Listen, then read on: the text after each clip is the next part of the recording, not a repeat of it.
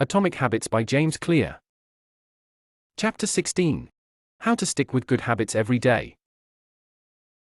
In 1993, a bank in Abbotsford, Canada, hired a 23-year-old stockbroker named Trent Dursmid. Abbotsford was a relatively small suburb, tucked away in the shadow of nearby Vancouver, where most of the big business deals were being made. Given the location, and the fact that Dursmid was a rookie, nobody expected too much of him. But he made brisk progress thanks to a simple daily habit. Dursmid began each morning with 2 jars on his desk. One was filled with 120 paper clips. The other was empty. As soon as he settled in each day, he would make a sales call. Immediately after, he would move one paperclip from the full jar to the empty jar and the process would begin again.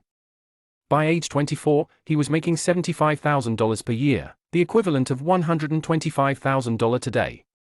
Making progress is satisfying, and visual measures, like moving paperclips or hairpins or marbles, provide clear evidence of your progress. As a result, they reinforce your behavior and add a little bit of immediate satisfaction to any activity. Visual measurement comes in many forms: food journals, workout logs, loyalty punch cards, the progress bar on a software download, even the page numbers in a book.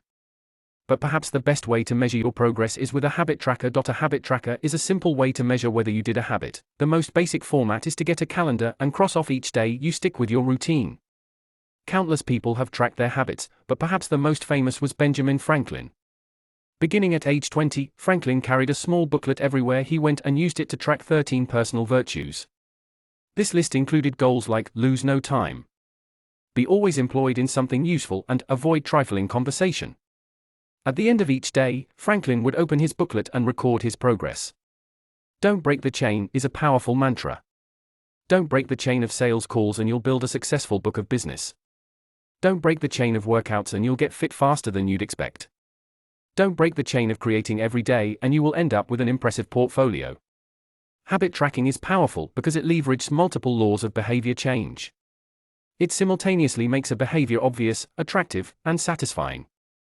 Let's break down each one. Benefit number 1, habit tracking is obvious. Recording your last action creates a trigger that can initiate your next one. Habit tracking naturally builds a series of visual cues like the streak of excess on your calendar or the list of meals in your food log. When you look at the calendar and see your streak, you'll be reminded to act again. Research has shown that people who track their progress on goals like losing weight, quitting smoking, and lowering blood pressure are all more likely to improve than those who don't. One study of more than 1,600 people found that those who kept a daily food log lost twice as much weight as those who did not. The mere act of tracking a behavior can spark the urge to change it. Habit tracking also keeps you honest. Most of us have a distorted view of our own behavior. We think we act better than we do. Measurement offers one way to overcome our blindness to our own behavior and notice what's really going on each day. One glance at the paper clips in the container and you immediately know how much work you have, or haven't, been putting in. When the evidence is right in front of you, you're less likely to lie to yourself. Benefit number 2, habit tracking is attractive. The most effective form of motivation is progress. When we get a signal that we are moving forward, we become more motivated to continue down that path. In this way, habit tracking can have an addictive effect on motivation. Each small win feeds your desire. This can be particularly powerful on a bad day. When you're feeling down, it's easy to forget about all the progress you have already made. Habit tracking provides visual proof of your hard work, a subtle reminder of how far you've come. Plus, the empty square you see each morning can motivate you to get started because you don't want to lose your progress by breaking the streak. Benefit number 3, habit tracking is satisfying. This is the most crucial benefit of all. Tracking can become its own form of reward. It is satisfying to cross an item off your to-do list, to complete an entry in your workout log, or to mark an X on the calendar. It feels good to watch your results grow, the size of your investment portfolio, the length of your book manuscript, and if it feels good, then you're more likely to endure. Habit tracking also helps keep your eye on the ball. You're focused on the process rather than the result. You're not fixated on getting six-pack abs, you're just trying to keep the streak alive and become the type of person who doesn't miss workouts. In summary, habit tracking, 1, creates a visual cue that can remind you to act, 2, is inherently motivating because you see the progress you are making and don't want to lose it, and 3, feels satisfying whenever you record another successful instance of your habit. Furthermore, habit tracking provides visual proof that you are casting votes for the type of person you wish to become, which is a delightful form of immediate and intrinsic gratification. Even if you aren't the type of person who enjoys recording your behavior, I think you'll find a few weeks of measurements to be insightful. It's always interesting to see how you've actually been spending your time. That said, every habit streak ends at some point.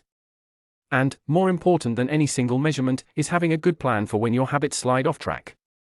No matter how consistent you are with your habits, it is inevitable that life will interrupt you at some point. Perfection is not possible.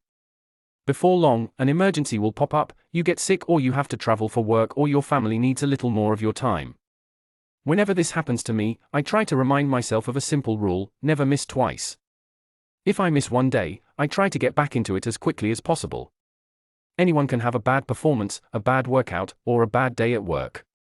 But when successful people fail, they rebound quickly. The breaking of a habit doesn't matter if the reclaiming of it is fast. I think this principle is so important that I'll stick to it even if I can't do a habit as well or as completely as I would like. Too often, we fall into an all-or-nothing cycle with our habits. The problem is not slipping up, the problem is thinking that if you can't do something perfectly, then you shouldn't do it at all.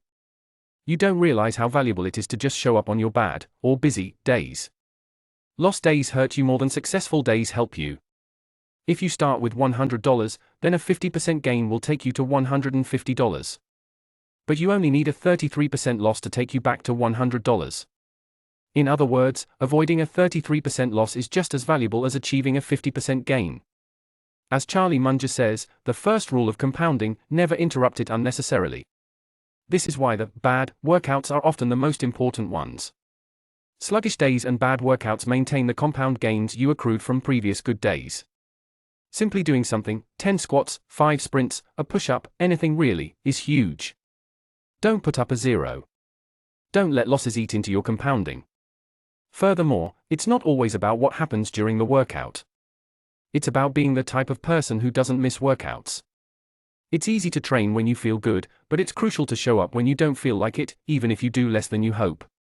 One way to measure success is to track how many customers pay for a meal each day. If more customers come in, the food must be good. If fewer customers come in, something must be wrong. However, this one measurement, daily revenue, only gives a limited picture of what's really going on. Just because someone pays for a meal doesn't mean they enjoy the meal. Even dissatisfied customers are unlikely to dine and dash. In fact, if you're only measuring revenue, the food might be getting worse, but you're making up for it with marketing or discounts or some other method. Instead, it may be more effective to track how many customers finish their meal, or perhaps the percentage of customers who leave a generous tip. The dark side of tracking a particular behavior is that we become driven by the number rather than the purpose behind it. If your success is measured by quarterly earnings, you will optimize sales, revenue, and accounting for quarterly earnings.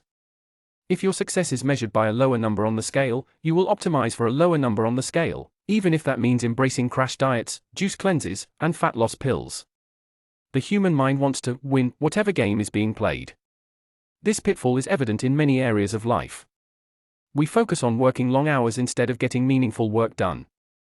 We care more about getting 10,000 steps than we do about being healthy. We teach for standardized tests instead of emphasizing learning, curiosity, and critical thinking. In short, we optimize for what we measure. When we choose the wrong measurement, we get the wrong behavior. This is sometimes referred to as Goodhart's law. Named after the economist Charles Goodhart, the principle states, when a measure becomes a target, it ceases to be a good measure. Measurement is only useful when it guides you and adds context to a larger picture, not when it consumes you. Each number is simply one piece of feedback in the overall system. In our data-driven world, we tend to overvalue numbers and undervalue anything ephemeral, soft, and difficult to quantify. We mistakenly think the factors we can measure are the only factors that exist. But just because you can measure something doesn't mean it's the most important thing. And just because you can't measure something doesn't mean it's not important at all. All of this to say, it's crucial to keep habit tracking in its proper place. It can feel satisfying to record a habit and track your progress, but the measurement is not the only thing that matters. Furthermore, there are many ways to measure progress, and sometimes it helps to shift your focus to something entirely different. This is why non-scale victories can be effective for weight loss. The number on the scale may be stubborn, so if you focus solely on that number, your motivation will sag. But you may notice that your skin looks better, or you wake up earlier, or your sex drive got a boost. All of these are valid ways to track your improvement. If you're not feeling motivated by the number on the scale, perhaps it's time to focus on a different measurement, one that gives you more signals of progress. No matter how you measure your improvement, habit tracking offers a simple way to make your habits more satisfying. Each measurement provides a little bit of evidence that you're moving in the right direction, and a brief moment of immediate pleasure for a job well done. This is the end of Chapter 16. Thank you for watching.